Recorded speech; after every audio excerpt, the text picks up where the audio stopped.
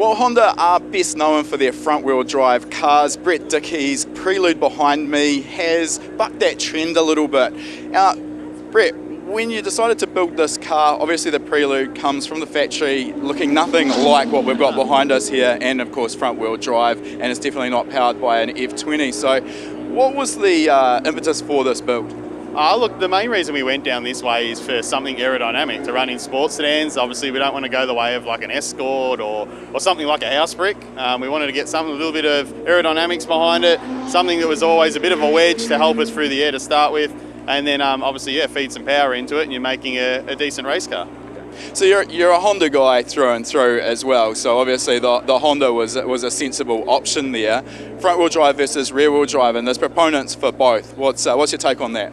Oh, look, it's I definitely like rear-wheel drive. It's a lot easier to drive, and I like a car that walks around. So the hardest thing about it is obviously when you're wheel spinning in a rear-wheel drive car, you're not moving forward, same as a front-wheel drive car. So it makes it a little bit harder. But yeah, I do have a soft spot for rear-wheel drive, and it's definitely turned a few heads having a rear-wheel drive Prelude. But I think for the class that we're in with sports sedans, rear-wheel drive was definitely the option to go.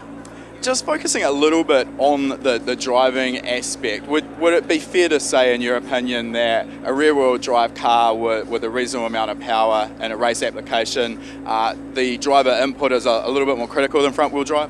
Yeah, 100%. I think it's in both cars you make your speed up in different areas like you've touched on, and I think it's definitely easier to get a lap time out of a rear-wheel drive car, and it's probably easier and more competitive doing it for 12 laps in a row in a rear-wheel drive car. So yeah, I think for the racing that we're doing and for the repeatability of what we're doing, definitely rear-wheel drive is the way to go. Okay, let's talk a little bit about the chassis, because as we can see, it is heavily modified. Essentially, looks like everything's been cut off forward of the firewall. So what was the sort of, would you weigh up the decisions about whether you went tube frame like that, like you've done, or work with the factory chassis? And I guess there's some rules with your sports sedan class as well around that? Yeah, look, obviously there's rules in any class, but the main thing about it was obviously converting it to rear-wheel drive. It was a little bit harder than just bolting in another subframe. So we obviously went down the tube chassis way because we could run regularly available parts. So we run a Skyline diff, rear uprights are 300ZX, so all that sort of stuff was all in our mind when we're building the car to have parts regularly available. Last thing you want to do is build a car and you can't afford to buy the parts for it, or you can buy them once and you can never run the car ever again. So we tried to incorporate as many off-the-shelf parts or parts from the wreckers, if you say, so we can keep the car running. Yeah, and that makes sense. One of the pros and cons, I guess, of cutting the front off and going tube frame like this is it gives you a huge amount of flexibility in your suspension geometry. So you obviously get that right, great. Get it wrong though, and you could have an absolute dog on your hands. And what was the process you went through there to sort of develop that geometry and actually test and prove it was going to work? Yeah, well, back in the early days, me and my dad built the car, and we had a program called the ROS program, really early. It was back in the DOS program, so we had to find a laptop to give us that information. But it gave us the key points of obviously where our pickup points needed to be, give or take a little bit. And look, I'm not going to take all the credit for the way it is because my dad's done a hell of a lot of work on this car, but yeah, the hardest thing was, like you're saying, working out where to put the pickup points, if they would work, how long they would work for. The faster you go, the pickup point needs to change. So we've added in a lot of adjustability into the chassis as well. But yeah, it's one of those things we change all the time, so I can't say we've definitely got it right. I don't think there is any black and white, right and wrong. There's so much flexibility, and a lot of it, of course, will come down to the car and the driver and what the driver's preferences are.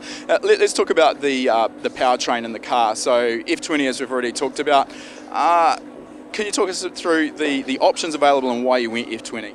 Yeah, look, at the time, back when we built the car, we were going to go down the Peugeot WRC engine route. We had a couple of those offered to us at a reasonable price.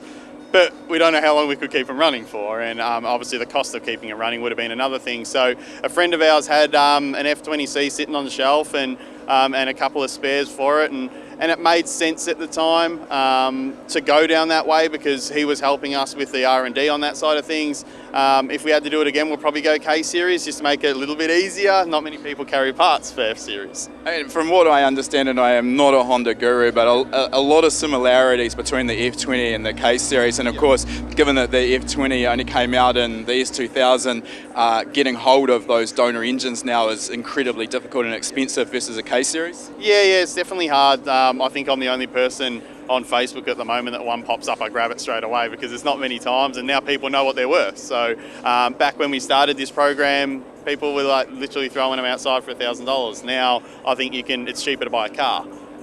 But yeah, look, we're happy with our decision. It's a bit of a shock when people see an F-Series in there because they're expecting a K because that's all people know.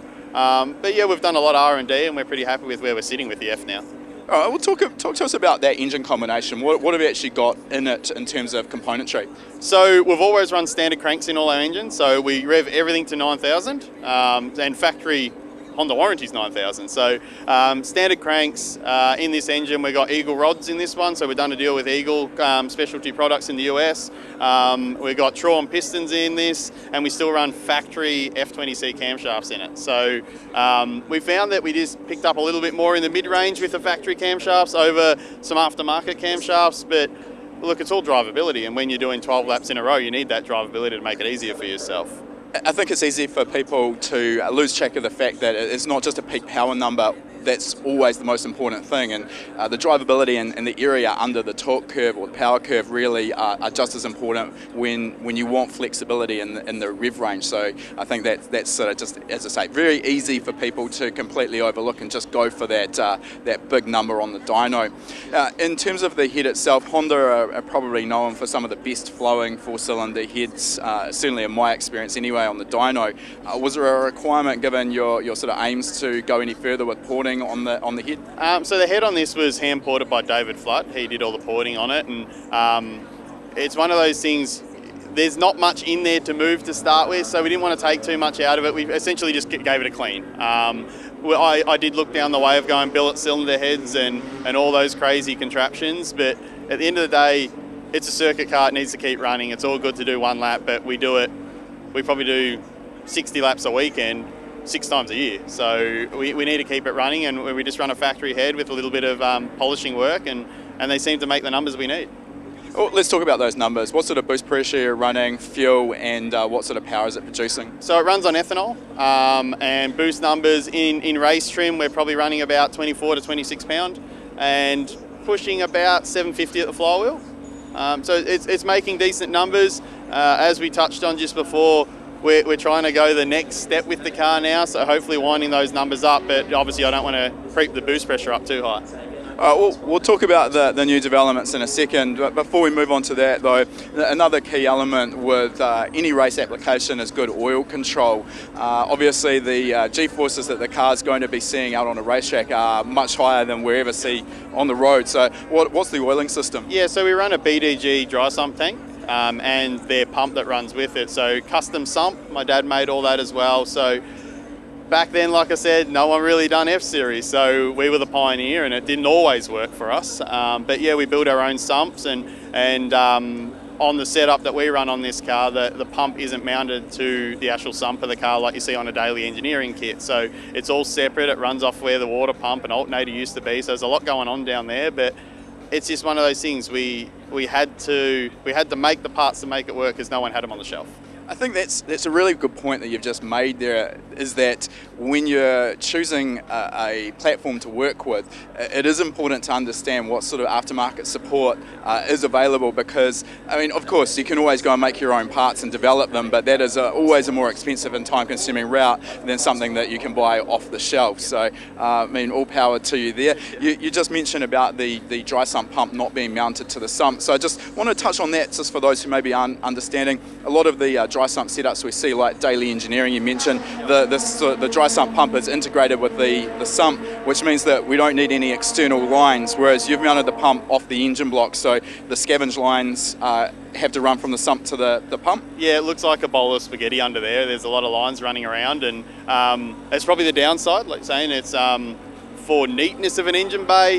You probably don't notice them as much standing here, but yeah, there's a lot of lines, and definitely if I had my way again, I'd do it differently. But it's yeah, at the time that's what we had.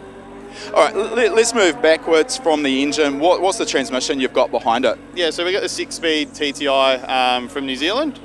So we haven't had any problems. Obviously your normal day-to-day running costs, but it's been good. We're probably at the limit of what it can do. So we just got to be careful when we're doing standing starts and launching at 6,000 RPM with a 300 rear tyre on it. We just got to be a little bit careful on that. But yeah, touch wood, I don't want to jinx it, but it's been pretty good. So you've manually shifted with that box, and are you using a gear change cut or anything? Yeah. So we're using the Motorsport Services strain gauge. Look, it's made the car so much easier.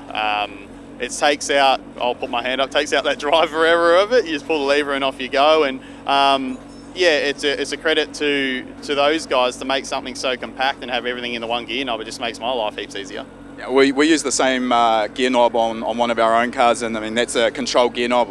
I assume it's a control gear knob. You see it through every supercar here in Australia. And for those who maybe again aren't familiar with what we're talking about, that just sends a signal to the ECU when you pull on that lever, and that requests a gear shift, and then the ECU can induce a cut, either fuel, spark, or both, in order to unload the dogs in the gearbox and allow that shift to complete. All the while you're flat on the throttle, so much faster shifts than if you needed to dip the clutch or even back off the throttle. Now, in terms of the rear end, you've already mentioned there you've got that Skyline differential, and I'm guessing that's pretty bulletproof at the power levels you're producing? Yeah, look, we haven't had any issues. Obviously, temperature's an issue when you're getting towards the end of a race, but we try to have as much ventilation going to it as possible. So yeah, like we said, it's R200 diff center, CAS LSDs in all our diffs that we run, 300 ZX uprights, obviously a few little lugs cut off and moved to a different spot for our double wishbone suspension that we've made. And yeah, as you'll see, it's all custom, it's all custom fab, and it's good and it's bad, because if something happens, we need to remake it all again.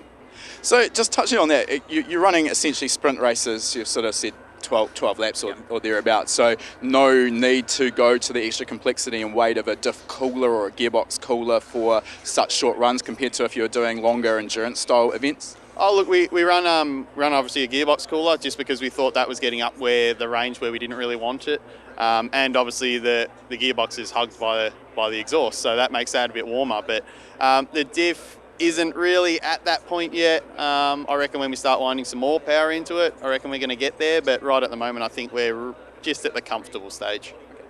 Right, let's talk about the electronics package in the car. So what have you got controlling the engine, and what are you using for logging, driver displays, etc.? So we run a M-Tron KV8 ECU that's running obviously all the engine management side of things, with a CDL Motec dash with full logging, GPS logging, and all the kit and caboodle those guys designed. So it's a bit of mix of both worlds in there, but it's one of those things we tried to give the car as much as we could in electronics package without spending a gazillion dollars. I'm just interested there, you've got the ability with the M-Tron to log into the ECU. Obviously you can log all of the ECU parameters in the Motec dash as well, and you've got the ability to add additional sensors as you see fit. So are you using the logging in both, or are you using one as a central hub essentially? Obviously we're using both, but for two different things. So obviously personally I'll use the Motec for the driving side of things, and the boys that take care of my engines, and obviously the M-Tron guys will worry about the logging from the M-Tron. So we try to keep them separate. We keep them on two separate laptops in case something happens. But yeah, the Motec's sort of my thing, and we leave the M-Tron to the propeller heads down the end there. That makes total sense. All right, let's talk a little bit about the changes that you've made. And unfortunately we're sort of talking to you maybe a week too soon. You've changed turbo and you've made some other changes, so can you tell us what has changed? Yeah, so from last year's car, we've obviously got a fresh engine, which always makes things nice. We've done a bit of a deal with Garrett in the US, so we're now running the new G35 900. So it's a step up from the 3076 that we were running. So we had a Gen 2 3076, so yeah, really excited to see what the differences are there. We've heard great reviews, and obviously Garrett stand behind their product, so that should be really cool. We've gone to a drive-by-wire blow-off valve just to help with some bit of our torque management programs that we're running through the M-Tron. we're now running our new TurboSmart e-gate, so that's pretty cool. It's a new product, as I think you've done some reviews on as well. It's a new product on the market, and hopefully it works the way we want it to. And obviously we're now running exhaust pressure, and we've now got map sensors pre and post throttle body. So we're just trying to give the ECU as much information as possible so we can get the most out of it. So in terms of that, obviously the more data we have, in a way that's great, but it can also become overwhelming. You've mentioned torque management there, which has become a bit of a hot topic around World Time Attack, particularly over the last few years, and Scott from M-tron's been working really hard on that aspect. Talk to us as a driver, what does that actually mean, and what are you wanting the ECU to do for you to make your job easier and be able to get better lap times? Yeah, look, from a lot of cars and a lot of ECUs that I've driven in the past, is the traction control, people either get it amazing or it's real aggressive, and I don't think I've actually had an ECU that I thought the traction control was really super smooth. So we're running the torque management in the Elusive car this weekend, and to be honest, I actually thought that the boys turned the boost down on me because I couldn't actually work out what was going on in the car. But it's a crazy feeling, didn't know what was going on, and for an ECU to be controlling that all for you, I can't wait to put it into this, because this car is Fry's tyres, and about 6 laps into a 12-lap race, I'm already thinking about what I'm going to get the next set of tyres from. So yeah, I think it's going to be beneficial for not just this car, but everyone in the future as well. Now, just talking about that e-gate as well, the flexibility, of course, there is you don't need to change wastegate springs, and you've got a lot more control over the range of boost pressure. So can I assume from that you're relying pretty heavily on gear or speed dependent boost control? Yes, correct. So in this car we run our gear dependent boost control.